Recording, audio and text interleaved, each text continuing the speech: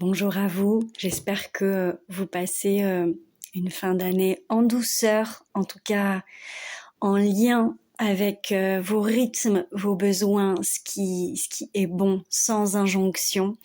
Moi, j'étais un peu dans ma bulle, campagne et famille. Je suis là de retour chez moi, dans un petit temps aussi de retour à soi, de calme aussi. J'aime bien souvent parler de ce silence bienveillant qui nous permet aussi de revenir, de respirer, de se déposer et aussi peut-être d'être un peu plus à l'écoute de soi-même, ce silence qui nous fait entendre de l'intérieur. Alors, j'avais très envie de vous lire un passage d'un livre et figurez-vous que je n'ai pas de livre chez moi, des livres que je vous ai écrits. Voilà, je n'en ai pas. Néanmoins, j'ai avec moi ce livre Bonheur qui est finalement un guide qui a été, en tout cas qui est sorti cette année par les éditions Rustica et qui finalement... comment je peux vous dire ça, qui est pluri-auteur, pluridisciplinaire, qui est très ouvert, très holistique et qui reprend finalement plusieurs thématiques de livres qui ont déjà été écrits chez Rustica et notamment le livre Sophrologie que j'ai écrit. Et j'ai très envie de faire un petit temps de partage avec vous sur ce chapitre Honorer son étincelle de vie, donc dont je parle beaucoup dans le livre Sophrologie, qui est hyper présent dans mon approche de la sophrologie, cette idée d'honorer vraiment notre fragrance, moi j'aime dire notre étincelle de vie. Il y en a qui pourraient dire notre âme, sauf que voilà, après chacune on a notre vocabulaire, notre dictionnaire intérieur. Moi, j'aime bien notre étincelle de vie parce que pour moi, ça ramène en tout cas vraiment à cette idée d'honorer cette flamme en nous, ce qui nous fait vibrer, ce qui nous fait nous lever le matin, ce qui nous anime et cette étoile du berger qui est notre fil d'or aussi. Et donc, dans ce paragraphe, Honorer son étincelle de vie, qui est page 138, donc du livre Bonheur, chez Rustica, il y a un petit paragraphe qui s'intitule « Et si j'osais ?» Donc ça, c'est une invitation d'écriture. J'aimerais vous la lire et que peut-être on puisse s'offrir chacun et chacune ces petites minutes à soi, que ce soit là maintenant si vous avez du temps ou à un autre moment. De toute façon, vous pouvez regarder cette vidéo à un autre moment. De s'asseoir, de s'installer et de s'offrir ces quelques instants de retour à soi. Moi, c'est ça qui m'intéresse en sophrologie, c'est ce retour à soi qui nous aide ensuite à mieux être en lien avec le monde et la vie, de façon plus ajustée, de façon plus alignée, de façon plus sincère et authentique aussi, de façon plus sécure aussi pour soi, parce que plus on revient en nous-mêmes, mieux on sait qui on est.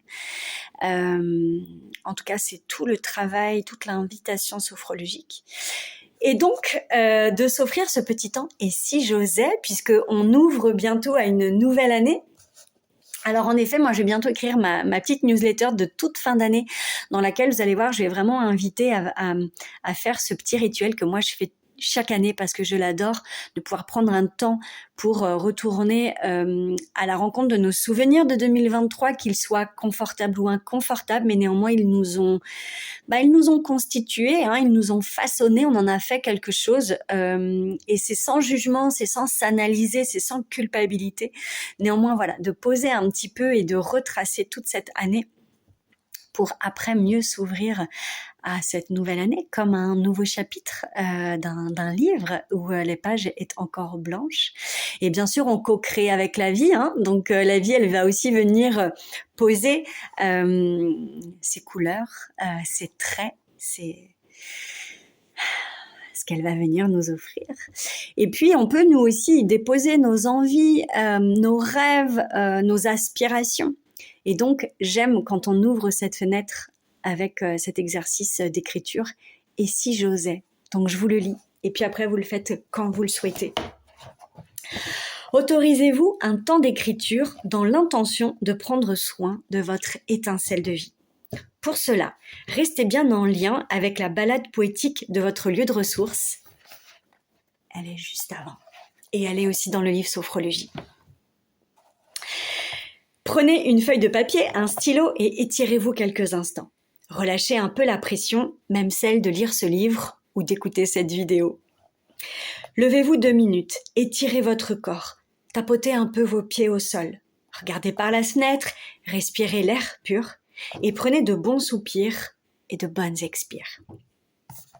Et puis chez vous, trouvez un coin sympathique afin de vous y poser pour un temps d'écriture. Un temps d'écriture ludique.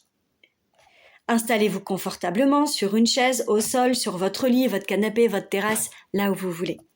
Et fermez les yeux quelques instants pour prendre conscience de vos pieds, de vos fessiers, de votre colonne vertébrale.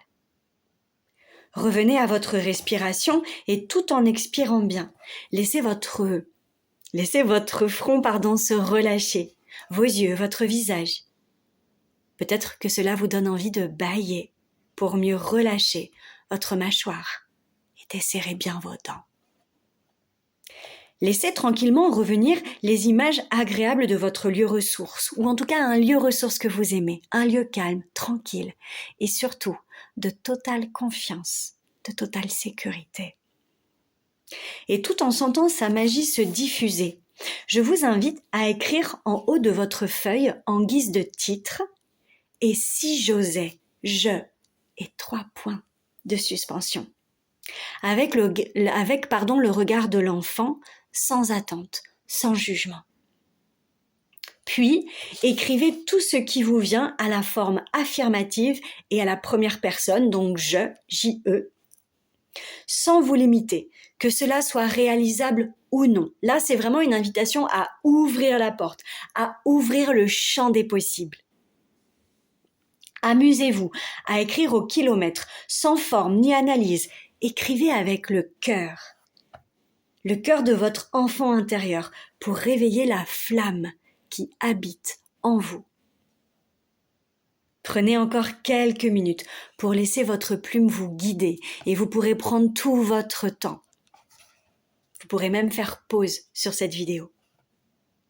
Laissez bien émerger votre coloration intérieure, cette fragrance dont nous avons parlé auparavant. On en parle dans ce livre et j'en parle énormément dans le livre Sophrologie, mais aussi finalement dans le livre J'arrête de vivre en apnée, je mets du souffle dans ma vie.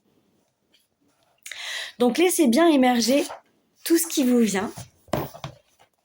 Et quand vous aurez écrit au kilomètre « Et si j'osais », je vous invite ensuite à fermer les yeux et à poser une main sur le cœur, à avoir tout ce que vous avez écrit là, à côté de vous, et simplement à accueillir vos sensations, vos ressentis, peut-être même vos sentiments, vos émotions, au contact de ce temps que vous vous êtes offert à écrire avec le cœur, avec cette flamme de votre enfant intérieur. Et si j'osais ? Vous savez, ça me fait penser à un film, Cendrillon, à ce conte. Et dans un des films, puisqu'il y a toujours plein de versions différentes, je sais plus vous dire avec quels acteurs, mais dans un des films, à un moment donné, Cendrillon, elle est donc au bal avec le prince. Ils se sont tous les deux extraits de la salle où tout le monde danse, et puis ils se retrouvent dans un magnifique jardin du palais. Et puis elle est sur une balançoire, et à un moment donné, elle perd une de ses chaussures et elle la perd pas encore au moment des 12 coups de minuit. Mais là, elle la perd et le prince vient la récupérer et puis il se rend compte que c'est une chaussure de verre et il lui dit une chaussure en verre.